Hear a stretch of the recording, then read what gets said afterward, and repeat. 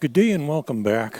Today we are going to talk about rider position and a bunch of the things that I've heard over the years when it comes to proper riding. Now, I'm going to start off right away saying this is not my area of expertise whatsoever. I am not a riding instructor.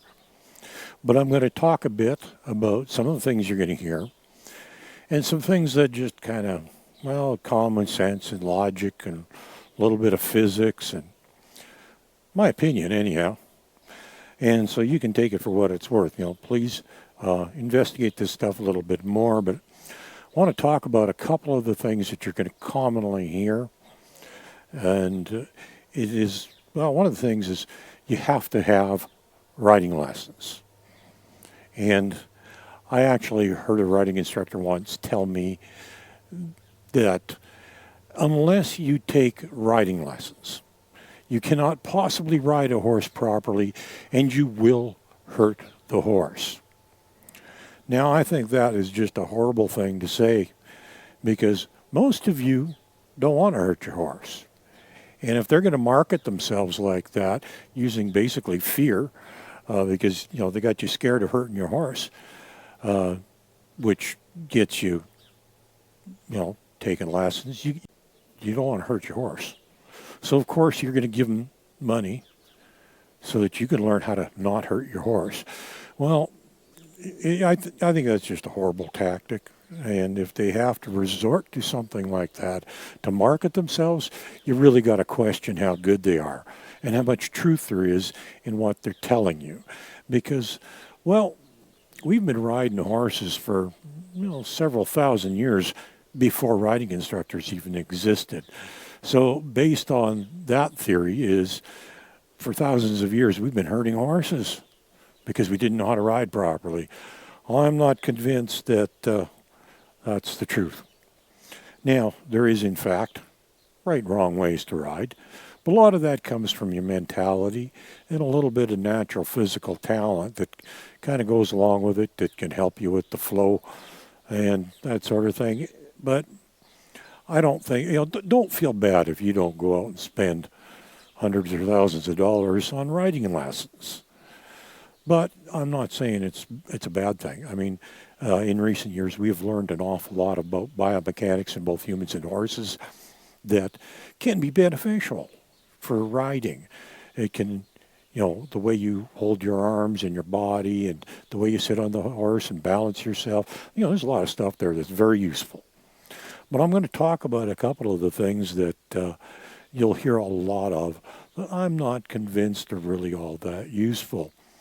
One of the more common things that I've heard from, I don't know how many times I've heard it over the years, and then I've been hearing it for a long, long time, is heels down, toes in. If you haven't heard that one yet, you're going to, I'm sure. And the problem with that one, it really gets me, is that it makes the assumption that all humans are built the same and even capable of doing that. And that if you aren't capable of doing that, maybe you shouldn't be riding. Well, I don't think that's true.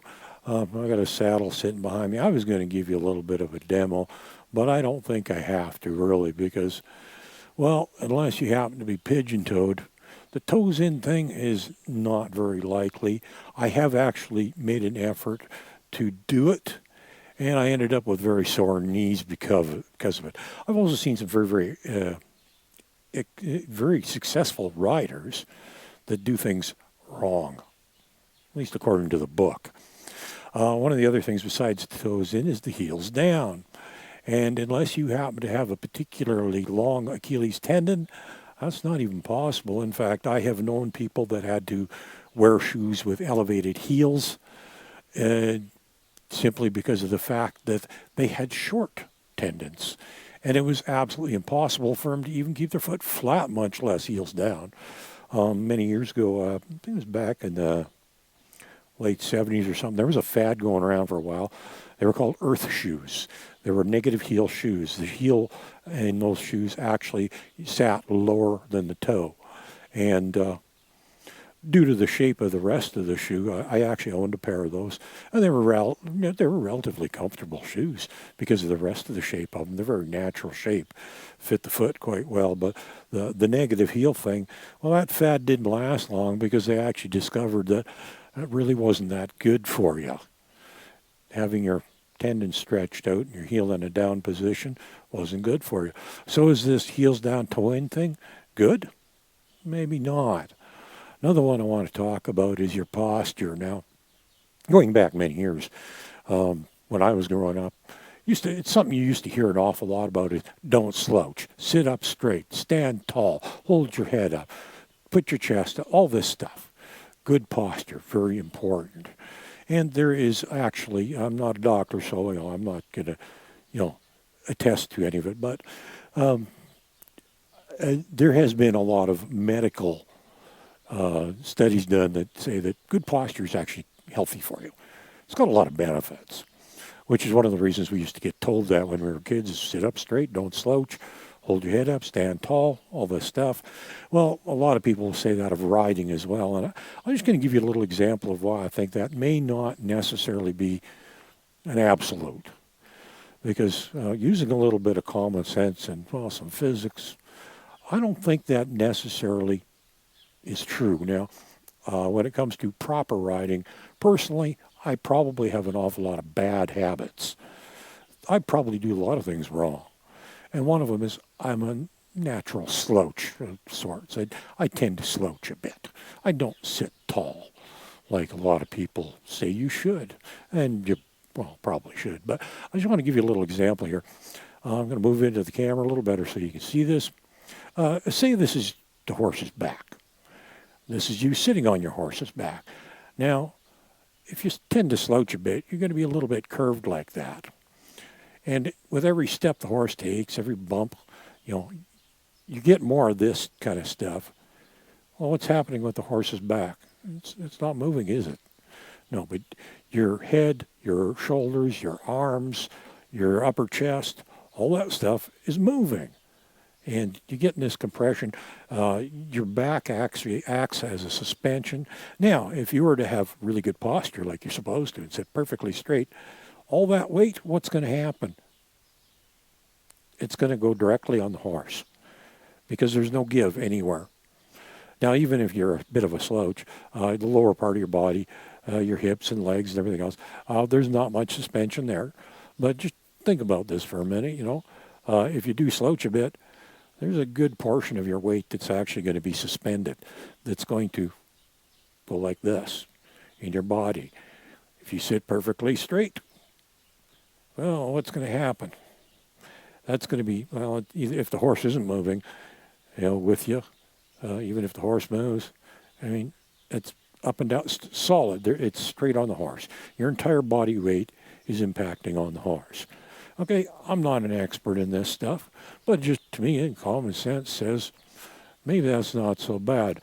And here's the part that, to me, I think, we get, this is like a lot of things that I think people get a little too hung up on in doing it perfectly according to how it should be done. Well, I think it's a little more important to pay attention to your horse. And if you are riding in such a fashion that you're constantly paying attention to what you're doing and how you're doing it, you're not going to be paying attention to your horse. If, in fact, you're riding in such a way that you're actually not comfortable and relaxed, you're not paying attention to the horse. You're being distracted by all this stuff. And I think paying attention to the horse is extremely important if you want to really be good to the horse. So sometimes putting a little bit too much focus on proper riding, in proper position, proper seat, proper hands, all this stuff, that might not necessarily be the right thing to be doing. Maybe you should just relax, enjoy your time with the horse, pay attention to the horse, and you might be surprised at what you'll accomplish that way, because there's a lot of people that have done that over the years that have become very successful riders. I'm not saying you can't learn anything. Like I said, go back up a little bit.